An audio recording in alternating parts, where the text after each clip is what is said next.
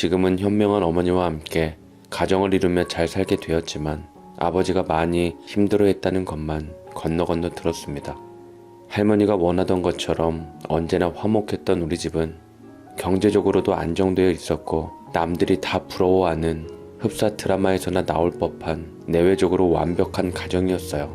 다정다감하고 가정적인 따뜻한 아버지, 똑똑하고 야무진 현명한 어머니, 조금 어설프지만 부모님의 사랑을 듬뿍 받고 자란 나, 그런 나와 투닥거리며 가끔 귀여운 여우짓으로 웃게 만드는 내 여동생. 지금 사연을 적어내려가면서도 당시 화목하고 행복했던 상상을 하면 가슴이 미어지고 가족의 그리움이 옷깃을 적십니다. 언제까지나 행복하기만 할 줄 알았던 소중한 우리 집이었는데 불행이 덮친 것은 바로 1997년에 일어난 대한민국 최대 경제 위기였던 IMF였어요. 좋은 업무 성과로 승승장구하며 탄탄대로를 걷고 있던 아버지는 하루아침에 명예퇴직을 당하고 실업자 신세로 전락하게 되면서 우리 집은 흔들리기 시작했습니다. 한창 잘나가던 기업들이 도산하고 종잇장처럼 무너지던 그때 공무원을 제외하고는 여기저기서 실업자들이 쏟아져 나왔습니다. 나름 불안했지만 그래도 믿고 있는 능력 있는 아버지였기에 온전할 줄 알았건만 흠뻑 술에 취해 괴로운 얼굴로 집에 퇴근한 아버지를 보고 올 게 왔구나 싶었습니다. 너희들 교육비 들어갈 때가 한창인데 못난 애비 때문에 어쩌면 좋냐. 몸담고 있는 회사 사정이 어려워지니 나 역시 별도리가 없겠더구나. 다 내 잘못이다. 여보, 어쩔 수 없는 일이었어요. IMF 때문에 그렇게 된 건데 일단 받은 퇴직금도 있고 나도 지금 일하고 있으니 우리 가족 잘 헤쳐나가봐요. 사람이 죽으리란 법은 없다잖아요. 우리 가족은 어떻게든 이 위기를 잘 헤쳐나갈 거예요. 저 다니던 학원 끊어도 공부 잘할 수 있어요. 저희 때문에 부담 갖지 마시고 용기 잃지 마세요, 아빠. 라며 어머니와 제가 아버지에게 기운을 북돋아주니 아버지는 그나마 졸인 마음을 풀고 한참 동안 어머니와 저를 안고 우시고 또 우시더이다. 가장이라는 책임감의 무게가 아버지의 어깨를 얼마나 짓누르고 있던지 그동안 애써준 아버지에게 더 고마워서 절대 걱정 끼쳐드리지 않기로 했지요. 그나마 다행이었던 건 중등 교사셨던 어머니의 월급이 나왔기 때문에 저희 가족들은 어떻게 빠듯하게 생계를 유지했죠.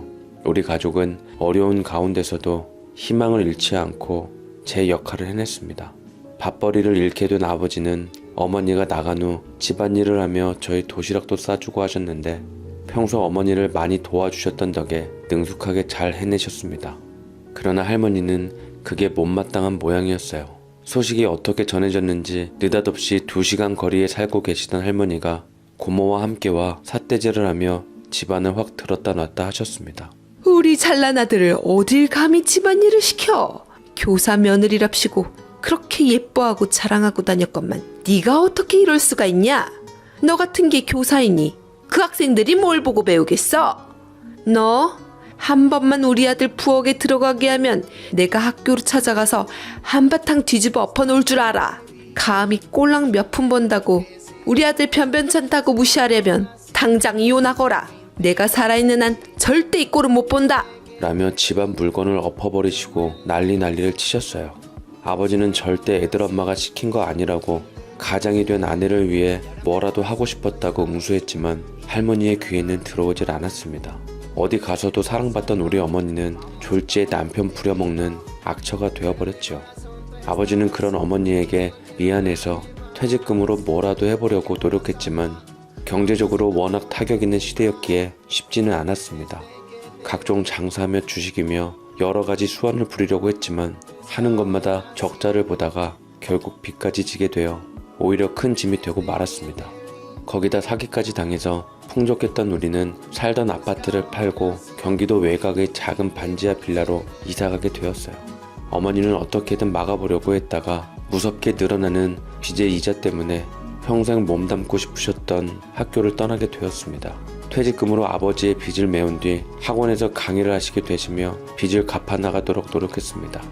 어떻게든 다 살아보고자 노력했던 건데 아버지는 가족들에게 죄책감이 들었던지 신경을 많이 쓰시다가 끝내 시름시름 앓으며 병에 걸려 가족들을 등지고 먼저 떠나고 말았습니다. 아직도 힘이 없던 아버지의 유언이 생생하게 기억이 납니다. 사람 일이 어떻게 될는지 모른다더니 항상 행복하게 해줄 줄만 알았는데 내가 너희를 이렇게 힘들게 할 줄 몰랐구나. 마지막까지 가장으로서 책임을 다하지 못해서 정말 미안하다. 엄마의 꿈을 잃게 만들고 가족들을 경제적으로 힘들게 만든 아버지지만 아버지와 정이 각별했던 아들이었던 저는 눈물바람에 통곡을 했습니다. 이렇게 떠나게 되시니 원망스러운 마음보다는 서글픈 마음이 더 크더라고요. 장례식 때도 아버지의 집안 사람들은 아주 쌩 난리를 피우며 아들 잃은 슬픔을 모두 어머니 탓으로 돌렸습니다. 살아생전 제대로 남편 짐덩이로 여기며 대우해주질 않더니만 결국 흙으로 돌아가니 이제야 네 맘이 편하냐? 이젠 교사도 아니니 콧대 좀 낮아졌을래나? 심보 그렇게 쓰지 말아라. 네, 너 얼마나 잘 사나 두고 볼 것이야. 라며 끝까지 어머니를 쥐고 흔드셨습니다. 어머니는 묵묵부답으로 쓰린 가슴을 부여잡고 눈물만 흘리시더군요. 제 여동생은 아버지 집안 사람들에게 악을 쓰며 엄마 편을 들어주었고 저 역시 억울한 어머니의 심정을 대변해주며 방패막이가 되어주었습니다. 무슨 트집을 잡으시려고 그러셨는지 이번엔 저희 자식 교육을 문제 삼아서 어머니를 힘들게 하는데 정말 숨이 막혀오더라고요. 우여곡절 끝에 아버지를 무사히 보내드린 엄마는 멍한 얼굴로 저희 남매를 두고 조심스럽게 말했습니다. 앞으로 엄마는 너희들과 함께 살아나가야 하기 때문에 어떤 일도 가리지 않고 이 악물고 살아갈 거야. 너희들도 굳세게 마음먹고 꿈을 잃지 말거라. 여태껏 그랬던 것처럼 최선을 다해서 열심히 공부하는 거야. 알겠지? 라고 말씀을 하시는데 저는 어머니와 동생의 손을 맞잡고 눈물을 꾹 참은 채 끄덕거렸습니다.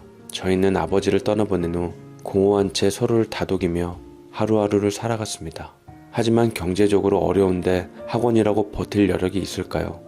능력 있는 수학 교사이자 강사였던 어머니는 머지않아 학원 일자리까지 잃게 되었고 생계로 인해 닥치는 대로 여기저기 이력서를 넣어보았지만 썩 성과가 시원찮았습니다. 집안에 돈이 싹 마르고 금전적으로 압박이 들어오자 어머니는 안 되겠다 싶었는지 막노동이라도 할 기세로 일을 가리지 않고 알아보았어요. 허나 그것도 문제가 있더라고요. 어머니의 이력서를 본 담당 직원들이 이름 있는 커리어에 하나같이 고개를 저었던 거죠. 중학교 교사셨던 분이 이런 일을 하실 수 있으시겠어요? 이래봬도 남의 집 집안일이 아무나 하는 일이 아닙니다. 체력도 좀 있으셔야 하고 요령도 있으셔야 돼요. 나름 서비스업이라 인간관계도 좋아야 하고요. 경력이 있으신 것도 아니고 간단한 집안일에 비할 게 아니라고요. 비록 부족하지만 열심히 하겠습니다. 제가 돈을 벌지 않으면 우리 애들이 살 수가 없어요. 목구멍에 풀칠이라도 할 수 있게 제발 도와주세요. 최선을 다하겠습니다. 라고 어필을 했고 담당자는 한숨을 내쉬며 어머니의 이력서를 쥐고 있다가 다른 일을 또 구해야 하나 포기할 때쯤 연락을 주었습니다. 어머니는 기뻐하며 당장 가게 되었고 남의 집 일을 기꺼이 마다하지 않고 하게 되었죠. 지켜보는 자식으로서는 그런 엄마가 너무 마음이 아프더라고요. 괜찮을 줄만 알았는데 일이 손에 익지 않았던 어머니는 결국 해고를 당하시고 말았고 한동안 우울감에 사로잡히다가 다른 남의 집 일을 해주러 들어갔습니다. 저는 공부를 하면서도 어머니 몰래 아르바이트를, 동생은 틈틈이 전단지 아르바이트를 했습니다. 당시 들키면 학교에서도 곤란해지고 그것 또한 어머니의 마음을 아프게 하는 것임을 알기에 숨기고 했더랬죠. 겨우겨우 이 악물고 일하던 어머니는 어느 정도 이골이 배었던지 더 이상 밤마다 끙끙 앓는 횟수가 줄어들었고 열심히 하는 일에 적응해 나갔습니다. 하며 평소에 남의 집 물건은 부담스럽다며 거절하고 쳐다도 안 보았던 엄마가 이런저런 생활 물품이며 심지어 예전에 우리 집 냉장고에서 흔히 볼 수 있었던 비싼 음식 재료들을 갖고 오기 시작하는데 덕분에 텅텅 비기만 했던 집안 살림이 오랜만에 풍요로워졌습니다. 그날 나온 음식도 한우 갈비찜이었는데 동생과 저는 마냥 놀랍기만 했죠. 엄마가 일을 하다 보니까 요리 솜씨도 많이 늘었고 살림 솜씨도 좋아졌어.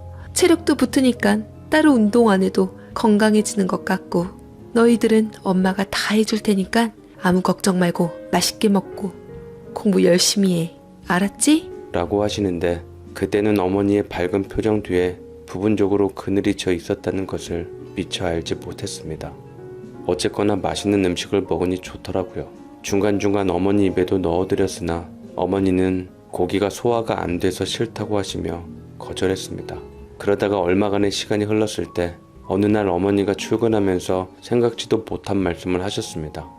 얘들아, 우리 이 집을 정리하고 엄마 지금 일하는 곳으로 이사를 가야 할 것 같다. 입주 가사 도우미가 월급이 세기도 하고 엄마 일하는 집주인분께서 워낙 넉넉하게 사시는 분이라 집 옆에 별채를 내어주신다니 여러모로 좋겠다 싶어 당장 수락했다. 너희들 의견 안 물어봐서 미안하지만 엄마를 믿고 따라주면 좋을 것 같아. 라고 말씀하시며 일하는 곳으로 이사를 가자고 하셨습니다. 어머니가 이렇게까지 말씀하시니 동생이나 저나 딱히 토를 달 수가 없을 지경이었고 기꺼이 따르기로 했죠. 저희는 반지하 집을 정리한 후 단촐한 짐을 가지고 어머니가 일하는 곳으로 이사를 가게 되었습니다. 번듯하게 넓은 큰 집이었어요. 바깥 주인분께서 생애 전반을 건축일 하시던 분이시라 직접 지으시고 디자인은 사모님께 맡겼다고 했는데 워낙 집이 예쁜 덕에 잡지에도 나오고 드라마 촬영지로도 여러 번 나왔다고 할 정도로 고급져 보였습니다. 집 주인이 사는 집 외에 작게 별채가 있었는데 저희 세 식구가 살기에는 충분했어요. 이미 필요한 가구도 채워져 있어서 전에 살던 곰팡이 벌레 투성이 집에 비해선 정말 천국이었습니다. 동생의 표정이 점차 좋아지자 어머니는 안도의 한숨을 쉬더라고요. 땀을 뻘뻘 흘리며 이삿짐을 나르고 있는데 안주인으로 보이던 화려한 차림을 한 여자가 나타났습니다. 주춤거리고 눈치를 보며 먼저 인사를 드렸죠. 안녕하세요. 저 보금자리를 내어주셔서 감사합니다. 저희도 마땅히 도울 일이 있으면 언제든 도울게요, 사모님. 그러자 여자는 차가운 외모와는 달리 고개를 절레절레 저으며 밝은 기운으로 저희를 맞더군요. 어머, 그게 무슨 소리니? 말은 고맙다만 너희들은 스스로를 위해 공부하는 게 여러 사람 돕는 일이야. 아줌마는 공부 잘하는 사람 좋아하니까 실망시키지 말고 열심히 해라. 앞으로 한 집에서 잘 지내면 좋겠고 아줌마를 그냥 편하게 엄마 친구라고 생각하고 이모라고 생각해도 좋아. 라고 말씀하셨는데 참 밝은 모습이 마음속에 와닿아 좋은 느낌이 들었습니다. 저희가 이사 온 날 특별히 집안에서 새 식구 들였다고 파티를 준비했다고 하는데 집 주인이 사는 집을 들어가니 정말 입이 떡 벌어질 정도로 멋진 인테리어가 되어 있더라고요. 가정집이라기보다는 박물관 같았고 갤러리 같았습니다. 그곳에 있는 그림들과 조각품들은 다 바깥분과 거기 딸 취향이라고 했습니다. 현재 외국으로 유학 가서 그쪽에 있는 미술대학을 다니며 간간히 소식을 전한다고 하더군요. 우리 동생도 꿈이 화가라 넉넉했을 때는 미술학원도 다니고 그랬는데 지금은 엄두도 안 난 상태라 부러워하는 동생의 얼굴을 보며 그때 참 마음이 아팠습니다. 근사한 대리석 식탁이 웅장하게 펼쳐지며 많은 음식들이 차려져 있었는데 다행히 어머니 혼자 마련한 음식들은 아니고 안주인 분께서 출장 요리사들도 따로 부르셨더라고요. 어머니는 간단한 음식 세팅만 하고 있을 뿐이었습니다. 안주인은 저희들이 보고 있는 걸 의식하셨던지 그것마저 하지 말라며 어머니를 위한 자리를 직접 의자까지 빼주시며 마련해 주셨죠. 참, 새 식구를 위해서 준비한 자리인데 여사님께서 이렇게 애쓰시면 애들 앞에서 우리가 뭐가 돼요. 어서 자리에 앉으시고 조금 있으면 우리 바깥 양반 내려올 테니 잠시만 기다려요. 라고 하면서 안주인은 저희를 찬찬히 보았는데 왜 갑자기 우리를 보고 무슨 생각이 들었던지 기분 탓인지는 몰라도 눈가에 눈물이 촉촉하게 젖어 있는 것 같았습니다. 저는 얼른 휴지를 뜯어서 안주인에게 내밀었고 안주인은 그런 제 모습을 눈에 한가득 담더니 이내 고맙다고 받아들였습니다. 아무것도 모르고 저는 그때까지만 해도 저희를 보고 외국에 있는 딸 생각에 가슴이 아파 그리운 맘에 눈물을 흘린 거라고 생각을 했습니다. 잠시 후 바깥 어른이 하던 일을 마쳤던지 나오셨는데 어머니보다 어려 보이는 안주인에 비해 많이 연세가 드신 할아버지가 식탁 위에 앉으시더라고요. 여보, 일 다 마치셨어요? 어서 자리에 앉아요. 새 식구들이 모두 당신을 기다리고 있어요. 라고 아양을 떠는데 와, 이건 액면가로도 30살 차이는 훌쩍 넘어 보이는 그런 부부였습니다. 안주인은 바깥 어른을 남편이라기보다는 시아버지나 어려운 어른을 모시듯 정중하게 대했고, 깐깐하고 꼬장꼬장해 보이는 어르신은 저희를 쭉 보더니만 얼른 들라고 손짓을 하셨습니다. 저희는 불편한 자리에도 불구하고 차려준 음식을 맛있게 먹었고, 특히나 동생은 먹음직스러운 음식에 과식을 했던지 음식을 먹고 난 후 빵빵해진 배를 붙들고 화장실에 들락달락 했습니다. 이렇게 일하는 사람에게 호의를 베풀며 따로 환영해줄 집을 만나다니, 그것도 다 어머니의 복이라는 생각이 들었습니다. 이사온 첫날 어머니는 저희 남매와 함께 주무셨는데, 일찍 잠드는 동생과는 달리 제가 쉽사리 잠에 못 들자 어머니께서는 창문 너머로 비친 달을 보며 저를 위로했습니다. 어찌 보면 이게 다 하늘에서 지켜보고 있는 너희 아버지 덕인지도 모르겠구나. 눈 감으면서까지 가족 걱정을 하던 양반이셨는데 좋은 내외분을 만나 얼마나 다행인지 집까지 내어주신 데다 월급도 거진 2배나 올려줘서 한시름 놨어. 그러니 너희도 하던 아르바이트 관두고 학생의 본분으로 돌아가도록 해라. 조금만 더 고생하면 우리 다시 일어날 수 있어. 엄마가 부탁하마. 라면서 북돋아 주시는데, 이미 저와 동생이 삶에 보태고자 아르바이트를 하는 것을 어머니가 아시고 계셨다는 것에 놀랐고, 그걸로 인해서 어머니 맘을 쓰이게 한 게 죄송했습니다. 그래서 저는 날이 밝자마자 동생에게 이 사실을 모두 말해서 아르바이트를 그만두고 열심히 공부에만 매진하기로 했습니다. 어머니의 월급이 넉넉해진 데다 주인집에서 항상 먹을 것을 나눠주고 이런저런 것들을 챙겨주니 전처럼 한 군데 정도는 사교육을 받을 수 있을 정도로 형편이 나아지게 되었고, 학습에 매진하게 되었습니다. 안주인 아주머니는 동생이 유학 간 딸처럼 미술에 관심이 있는 것을 아시고 아는 선생님까지 소개시켜 주시며 미술에 들어가는 재료며 이런 것 저런 것들을 넉넉하게 준비해 주시더라고요. 뿐만 아니라 몰래 저희를 위해서 유행하는 옷들도 사다 주시고 용돈 같은 것을 챙겨주시고는 기죽지 않게 해주었습니다. 왜 낯선 사람에게 이렇게까지 하나, 친척들도 챙기지 않는 판국에 이웃이 이렇게 챙겨줄 줄은 몰랐기에 처음엔 의심도 했지만 저희에게 딱히 뭘 얻어갈 게 없었고, 유달이 밝은 안주인은 너무나도 천진난만하셨기에 저는 그분의 호의에 감사하며 신뢰하기로 했습니다. 저는 고마운 배려 속에서 학창시절을 보내게 되었는데, 제가 대학 입시를 앞두고 그 집에는 큰 난리가 일어나게 되었습니다. 바로 바깥 어르신께서 중풍으로 쓰러지신 것이었습니다. 몸에 좋다고 하는 것들은 다 드셨다고 하는데, 동맥경화증이 어떻게 온 것인지 몸이 마비되며 거동 자체가 힘들게 되었습니다. 이 정도 재력이라면 충분히 사람을 쓸만할 텐데도 남편에 대한 애정이 각별한지 직접 간호하시더라고요. 어머니도 그 모습을 좋게 보시며 곁에서 도움을 주고자 했지만 안주인은 되려 물리길, 내 남편은 나 때문에 마음고생 많이 한 양반이라 내가 직접 돌봐줘야 해요. 늙어서 필요로 해주니 오히려 짐을 더한 느낌입니다. 굳이 나 때문에 애쓰지 말아요. 맘만 받겠습니다. 라며 병간호에 대해선 어머니를 일체 손타지 않게 했습니다. 아름다운 부부를 보니 제 마음도 찡해지더라고요. 최선을 다해 간호하는 안주인이었지만 날로 괴팍해지는 바깥주인으로 인해 어려운 점도 많이 보였습니다. 하지만 기꺼이 감수하셨어요. 그리고 바깥 어르신은 제가 수능시험을 본 날 급격히 몸 상태가 안 좋아지더니 이내 병원에서 운명하시게 되었습니다.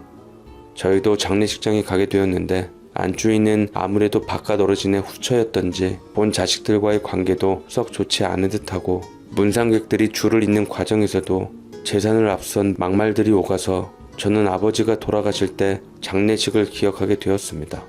왜 항상 여자들은 남편을 먼저 보내면 죄인이 되는지, 저는 반드시 부인을 힘들지 않게 하려면 건강관리 잘하고 오래 살아야겠다 싶더군요. 어머니는 안주인을 친동생같이 위로해 주었고, 본인도 아버지를 먼저 떠나보내게 된 이야기들,